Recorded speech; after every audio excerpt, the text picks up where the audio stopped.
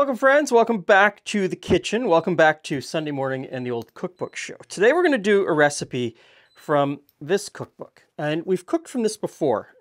It's coming apart. It's in pretty bad shape. Published in 1930, it's the Chicago Daily News Cookbook. Put out by a newspaper, Chicago Daily News, but it is 100% a community cookbook. All of the recipes in here are submitted by people who live in and around Chicago. Their names are underneath all of the recipes. And for 1930, we're at the beginning of the Great Depression. Things are pretty bad at this point. And this book gives a really good summary of economically what's happening. And at the beginning of the book, they talk at length about budgeting for your meals. And at one point, they say that the average household should be spending about $4 per week per person on food costs. And they lay out all kinds of menu ideas where you can start cooking on one day and then use the leftovers throughout the week to make different types of meals so you don't get tired of the leftovers. Today we're going to make something called Spanish beans. I'm making Spanish beans because I needed a side dish to go with something else that I'm cooking out on the smoker. So we're starting off with some bacon, and we're just going to get that bacon to render down just a tiny little bit. Okay, so as soon as the bacon started to give off a little bit of grease, I tossed in a diced onion, and the instructions tell me that I'm supposed to cook this until a delicate brown. So not too high on the heat, and I'm just going to keep a really good eye on it.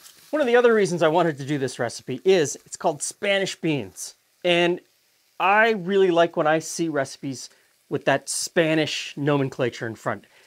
9 times out of 10, the recipe has nothing to do with Spain at all. I've probably told this story hundreds of times. Every time I do a recipe called Spanish something, I've probably told this story. Spain steamrolls through the Americas. And as the first and the biggest and the fastest, they steamroll through and they take back to Spain fruits and vegetables that had never been seen in Europe before. And for the most part, these fruits and vegetables aren't cooked with. They are planted in gardens and used as ornamentals. Eventually, slowly, the Spanish start cooking with them, but it doesn't reach out into other parts of Europe. They're still viewed with a little bit of, I don't know if I want to eat that tomato. And the same with peppers. But when tomatoes and peppers do start to get eaten in other parts of Europe, recipes that contain them are often called Spanish. And that Spanish is an indicator that it has tomatoes or tomatoes and peppers in it. This recipe is no different. For the most part, has nothing to do with Spain other than that connection of tomatoes and peppers. And speaking of tomatoes and peppers, it's time to put these in.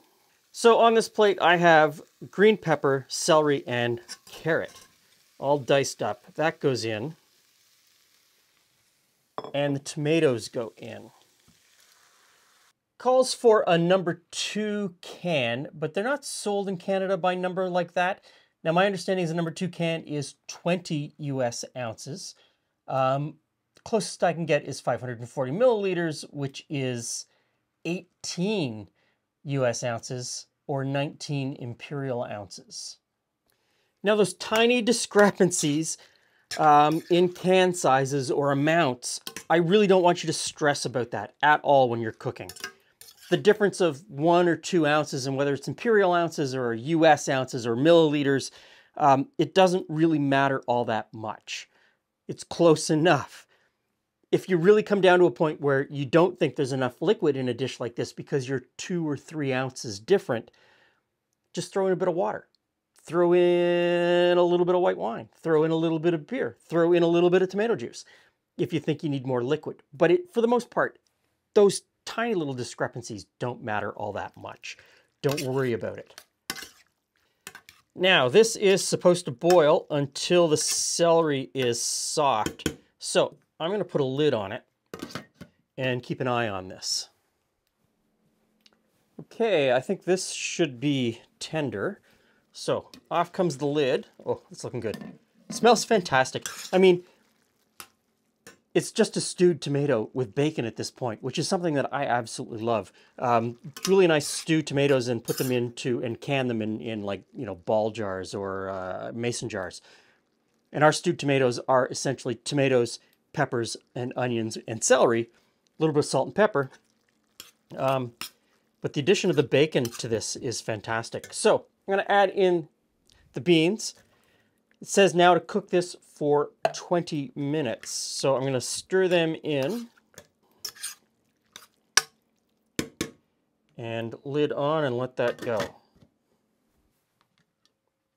Okay. Here we go.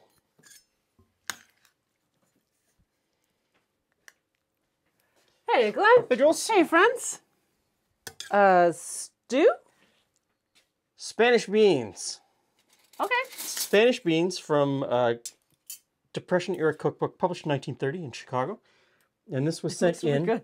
It's right on my alley. It's got tomatoes and onions and peppers.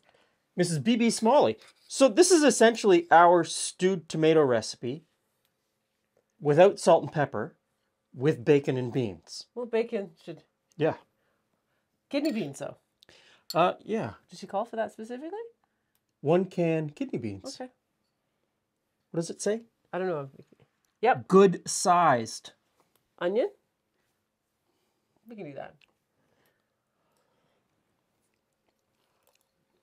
Mm-hmm. Might need a little bit more salt, but for me, but it's nice. You know what it needs? A slice of Wonder Bread cubed up and thrown in. That's only because that's how your mom did it. That's I was actually exactly. thinking I would eat it with, some toast on the side. Yeah, but a slice of Wonder Bread, either torn up or sliced into little cubes and thrown on top, would make this wonderful. Mm. That's a nice recipe. I mean, like anything, you could substitute so many things in there. Yeah. Substitute the beans. Use a different Whatever kind of you've bean, got. a different kind of bean that you like, whatever you've got in your cupboard. You don't have peppers. You put in, I don't know, you could probably put in broccoli bits and... Hot banana pepper would sort of change the flavor a little bit and maybe elevate it a little bit. But certainly salt and pepper would help it out. It is a product of its time in 1930. But it still translates into something that's really good today and relatively inexpensive for today. I like And it's this. got all your parts. It's got vegetables. It's got some protein. What more can you ask for? So a great side dish. But also, I'd scoop that and have a bowl of that for lunch just the way it is. Yeah. Yeah. Thanks for stopping by. See you again soon.